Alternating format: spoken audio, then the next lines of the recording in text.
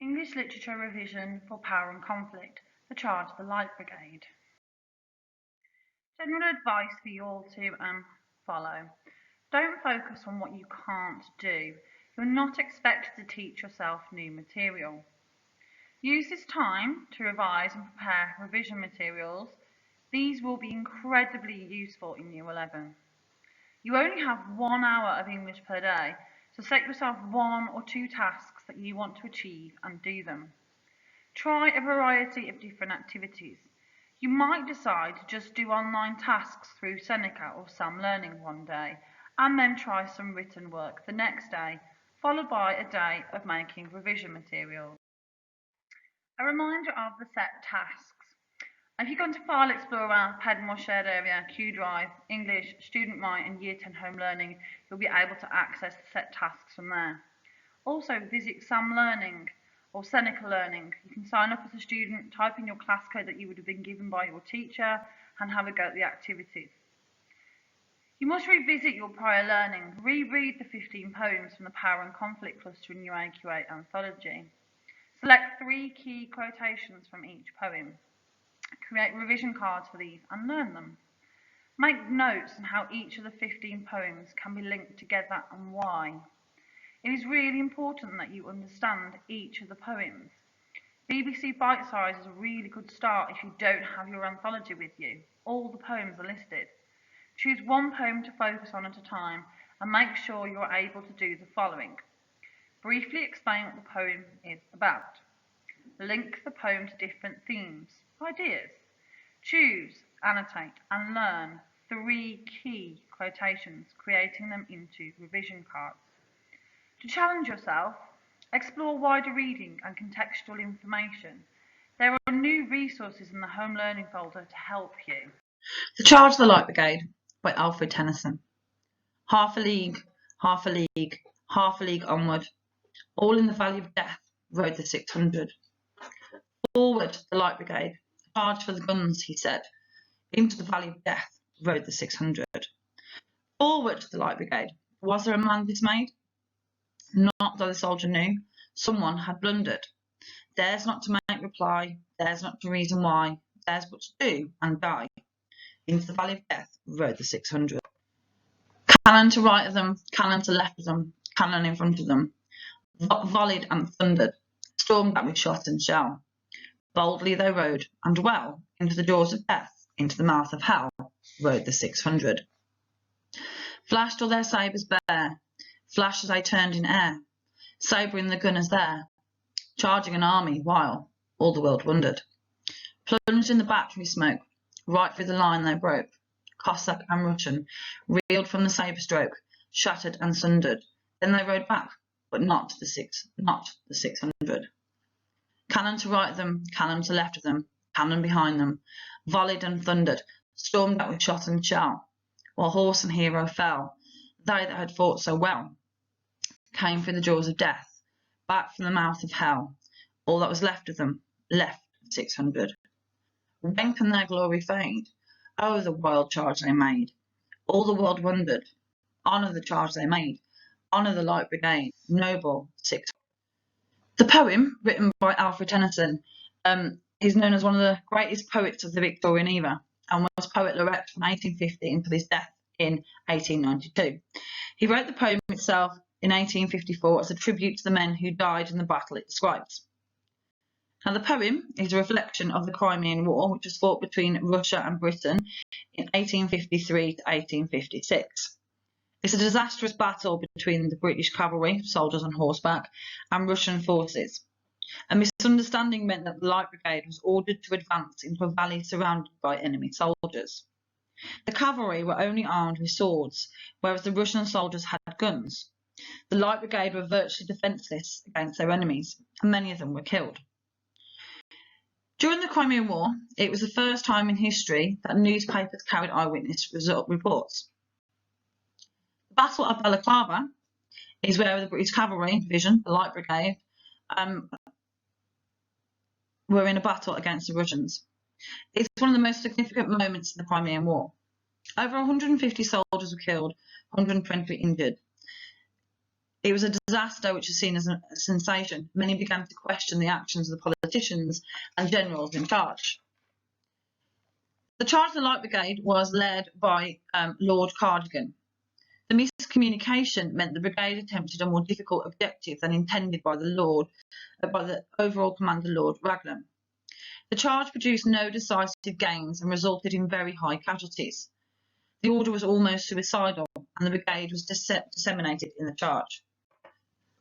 Alfred Tennyson wrote the poem to celebrate the self-sacrifice of men, suggesting that bravery consists of doing one's duty, even when it leads to certain death. If you focus on the first stanza, the opening lines, half a league, half a league, half a league onward. The rhythm here sounds like galloping horses' hooves. It gives the impression that the horses are unstoppable. Third line, Valley of Death. Sounds sinister. The reader is warned right from the start that something bad is going to happen. The idea of Valley of Death creates this place of fear and temptation, and it links to the psalm where speaker's faith in God will protect him or her from the terrors. He said, line 6, that is clearly the commanding officer speaking here. And finally, we finish the first stanza with the sentence, rode the 600. The soldiers are presented as one group with one purpose. Stanza 2, and we're going to focus on 9, 10, 11 and 12. Was there a man dismayed? Not though the soldier knew someone had blundered. Soldiers realise the order was a mistake, but do what they're told, because it's their duty to obey orders. The poet respects them for that.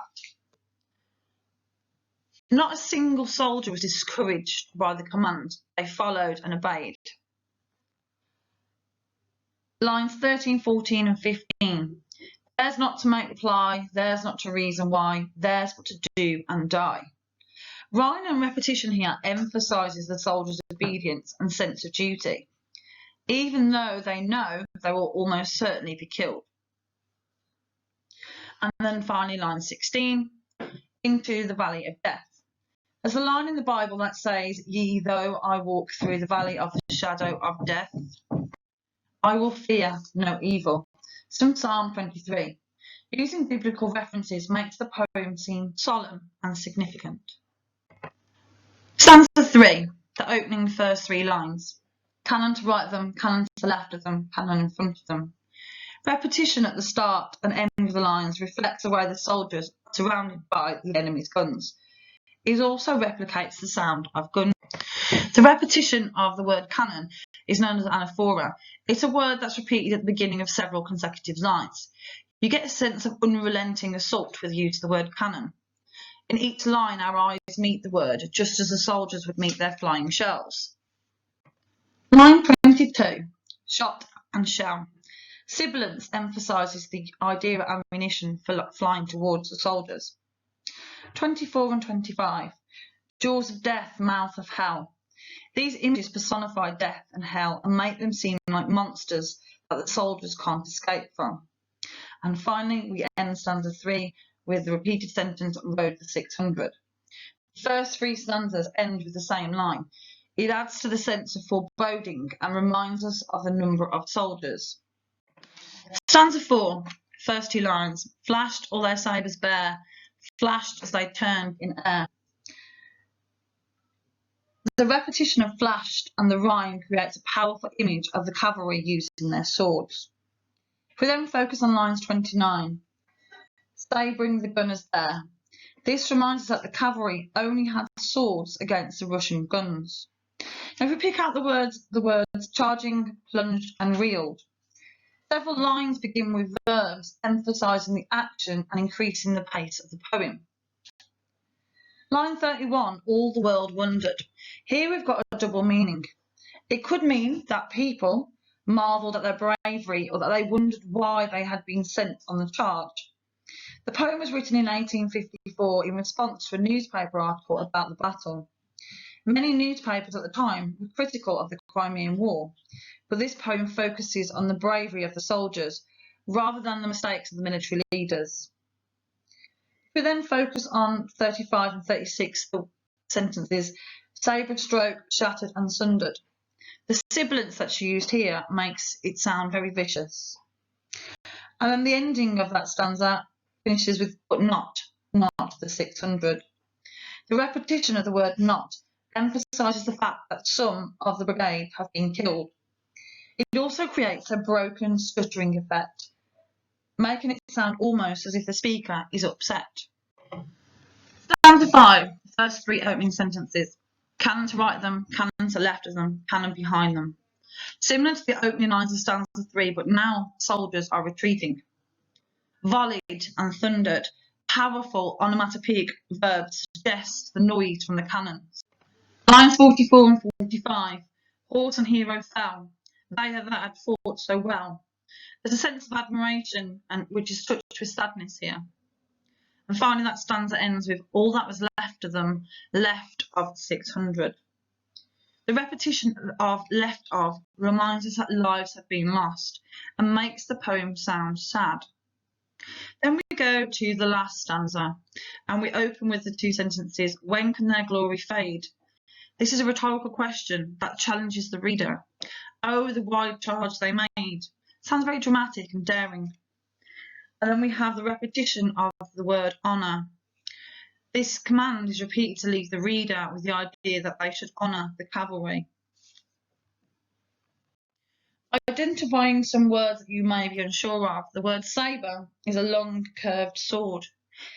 If you're sabring, you're cutting or wounding with a sabre. Battery is a group of cannons, and a Cossack is a warrior from southern Russia and Ukraine. Let us now look at the form of the poem. So the poem is narrated in third person, and it makes it seem like a story. The regular, relentless rhythm creates a fast pace, imitating the cavalry's advance and the energy of the battle. Rhyming couplets and triplets drive the poem forwards, but the momentum is broken by unrhymed lines which could mirror the horses stumbling and the soldiers falling. The overall lack of rhyme scheme hints at the chaos of war. Structure. The poem tells the story of the battle in chronological order, from the charge of the men in the first three stanzas, the battle in the fourth, and the retreat in the fifth. The final stanza is shorter and summarises the heroism of the brigade. There are 6 stanzas in total, and the line lengths vary from 6 to 12 lines. Each line is in dimeter, which means it has 2 stressed syllables, and each stressed syllable is followed by 2 unstressed syllables, making the rhythm dactylic. The rhyme scheme, you'll notice, varies. Repetition is used quite a lot in this poem, and it creates a sense of impending doom and inevitability. The repetition of 600 at the end of each stanza reinforces the idea of large numbers of men involved, with the references to them summarising the story of the battle. There are lots of heroic language used in the poem. Adverbs like boldly and verbs like charging emphasise the men's bravery. Respectful language shows how the narrator feels the soldiers should be remembered. As well as heroic language, there is also violent language. The narrator chooses powerful verbs and adjectives to give a strong sense of the violence of the battle, and uses sounds to create a vivid, noisy, hellish setting. Themes within the poem: bravery, duty, sacrifice, patriotism, nationalism. The poem argues this willingness of the cavalry to sacrifice themselves without calling their orders into question, makes them heroes. The poem suggests that heroism isn't just about bravery, but also about duty. The writer clearly admires the soldiers. He admires their bravery and sacrifice. They're obeying orders even though they know they were most likely going to die. He thinks that the world should recognise their bravery and appreciate their sacrifice, and that comes across very much so in the last 3 sentences of the last stanza. Patriotism. Patriotism is this idea that you love your country. He believes that the men followed their orders because of their duty to their country, and the speaker portrays them as heroes for doing this. And finally, there is a lot of horror. There's a suggestion that the narrator is horrified by the violence of the battle. Imagery. There is relatively little imagery used, but what Tennyson does choose to include is powerful, heavy phrases. The valley of death is an echo of biblical language, specifically the valley of the shadow of death in Psalm 23. This borrows a serious tone of religious language, as well as the morbid reference in describing the actual valley that the cavalry rode through. He describes their destination as the jaws of death, implying the jaws of a trap or monster, and this is echoed by the phrase mouth of hell. The theme of war is another part of the poem. Tennyson's choice of words and military metaphors reflect the theme in the poem. However, the images depicting the incidents of the battle also reflect the poem's proximity to the idea of war. The poet projects war as a glorifying chapter of his nation's history. The other theme of nationalism, the theme of nationalism is present in the last stanza of the poem. The poet tells the reader to honour the Light Brigade for their heroic feats in the war. The lines Cossack and Russian, reeled from the sabre stroke shut and sundered, invokes a sense of nationalism in the poem. Let's think about links now to other poems. If you're thinking about the effects of conflict, then we could compare this to Poppy's Remains and War Photographer. If you're looking for the reality of war, you would compare this one alongside Bayonet Charge and So the effect of conflict, and we're looking specifically at how conflict affects the people who fight. Charge of the Light Brigade compared to Remains. Death or serious injury is the ultimate result of the battle for many soldiers, and the repetition of phrases like Valley of Death and Mouth of Hell creates an ominous mood and confirms there is no escaping their fate. The speaker focuses on the extensive loss of life in the charge, and each stanza ends with a reference to the 600 to remind the reader of the huge human cost involved. The poem also shows how war can inspire great bravery and sacrifice. The soldiers do their duty even though they believe they are probably going to die in the process. So when comparing how people are affected by conflict, you would remember to link that to the poem Remains. If you're looking at how conflict affects those who are not involved, then you could look at perhaps Poppy's or War Photographer. The reality of conflict after the event, if you're comparing Charge of the Light Brigade, you can compare this to Remains. So the reality of conflict after the event, poem Charge of the Light Brigade will be compared to Remains once again. Remember, the poem Charge of the Light Brigade creates a noisy and frightening picture of the battle using onomatopoeia, thundered, violent verbs, flashed, and a relentless galloping rhythm. This emphasises the men's bravery and heroism. However, there's a distance between the speaker and the battlefield. The battle is recounted like a story, and the chronological structure helps impose order on those events. The Charge of the Light Brigade has a very less rigid form, so he uses an irregular form to reflect the chaos of war. It's made up of 6 unique stanzas, each with between 6 and 12 lines and a different rhyme scheme. Although there's no regular rhyme scheme, lots of rhyme is used to drive the poem forwards, like the galloping cavalry. Rhyming triplets like reply, why, and die create momentum that's then broken by an unrhymed line, death. This mirrors the stumbling of the horses as they're shot at. Repetition is used in the poem to reinforce a point. The repeated references to the 600 men who made up the Light Brigade, repetition of the number emphasises the human cost of the battle.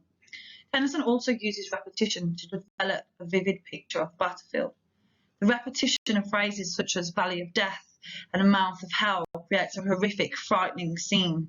In the 3rd and 5th stanzas, repetition of cannon to the right of them, cannon to the left of them, emphasises how the Light Brigade are completely surrounded by Russian gunfire. Charge of the Light Brigade uses onomatopoeia in order to mimic the noise of the battlefield. Onomatopoeic verbs like thundered and shattered imitate chaotic, deafening noise of battle. By replicating the powerful, threatening noise of the battlefield, Tennyson shows how frightening it must have been and emphasises the heroism of the Light Brigade. The rhythm within the poem affects its pace and mood. The regular rhythm creates a sense of the energy and speed of the cavalry charging into battle. This sense of action and excitement also helps to emphasise the soldiers' heroism. The metre is mainly Catholic, 1 stressed syllable is followed by 2 unstressed ones, example, all in the Valley of Death. This creates a galloping effect on the sound of the horse's hoof. So you will need to think about what poems you can compare this to. I've given you some to think about, but there may be others that you can compare it to. So guys, this is the poem Charge of the Light Brigade by Alfred Tennyson.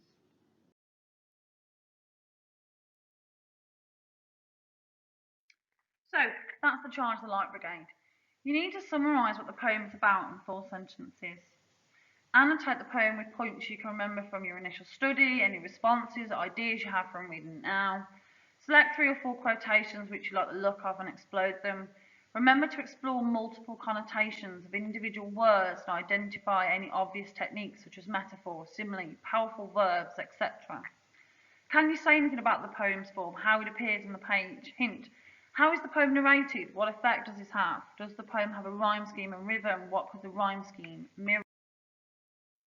Do some of your own contextual research. What can you find out about the poet, his life, and the war, what the poem's about? Why has the poet chosen to focus on the effects of conflict and reality of war? How does the structure and content of this poem reflect these ideas? Start with the British Library website and the resources in your home learning folder. Find out contextual information to answer these questions and any other interesting articles about this. The Charge of the Light Brigade. Start making your links to other poems. I've given you some earlier with the remains. How and why can this poem be linked to any of the other power and conflict poems? Remember, they are all linked by the theme of power and conflict, so be more specific now in the links you're making. For example, this poem clearly discusses the effects of conflict and the reality of war, but also touches on patriotism, admiration. So which other poems also contain these ideas? This is what the exam questions look like. They ask you to compare from one poem to another. Compare the presentation of the reality of war in the Charge of the Light Brigade and one other poem from the cluster. Task: write your introduction explaining how the reality of war was presented in this poem and how it is also presented in your choice of second poem. Task: write your first PA paragraph. Remember your PA checklist and just develop the depth of your analysis by exploring multiple connotations of multiple words within your quotation. These connotations must be relevant to the focus of the question, the reality of the war in this case. If you continue your response, remember to alternate your PA paragraphs between the 2 poems. Within your analysis, you must also explore how the poems are similar or different. Remember your comparative connectives. Aim for 3 PEA paragraphs on each poem, so 6 in total. However, it is quality over quantity, so 4 really detailed analytical paragraphs, 2 on each poem would be fine.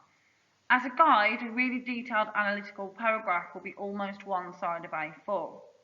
Remember to round your response off with a conclusion. Sum up how the reality of war was presented in each poem and which you find most effective and why. This is the poetry mark scheme, and you get it's out of 30 marks. You're getting marks for your AO1, your AO2, your AO3. Now if we look at the very top of the banding, level 6 is convincing critical analysis and exploration for your 26 to your 30 marks. You need to make sure that you are critically exploring your comparison. You're using judicious references to support your interpretations. You're analysing the writer's methods with subject terminology and, again, exploring the effects of these writers' methods to create meanings. You've got an exploration of ideas, perspectives, contextual factors shown by specific detailed links between context, text and task. And obviously for level 5 it is thoughtful, developed consideration, which is 21 to 25 marks, but we're all aiming high, aren't we? We want level 6s. And level 4 is clear understanding, which is 16 to 20 marks. You'll notice the difference now. We're beginning to get to the clear stage. It's clear comparison, clear explanation, understanding of effects of method, clear understanding of ideas and perspectives. A level 3 is explained structured comments, 11 to 15 marks. You've got some explained comparison, explained relevant comments. You identify the effects of writers' methods. There's some understanding of implicit ideas, perspectives, contextual factors. A level 3 is where we've got a little bit of explained comparison between the 2 poems. We're trying to explain our comments when we're focusing on methods. And now we're on level 2, which is a supported relevant comments, 6 to 10 marks. Supported comparison, some comments and references. You identify writers' methods. You might reference subject terminology. There is some awareness of contextual factors. A level 1 is simple, explicit comments, 1 to 5 marks.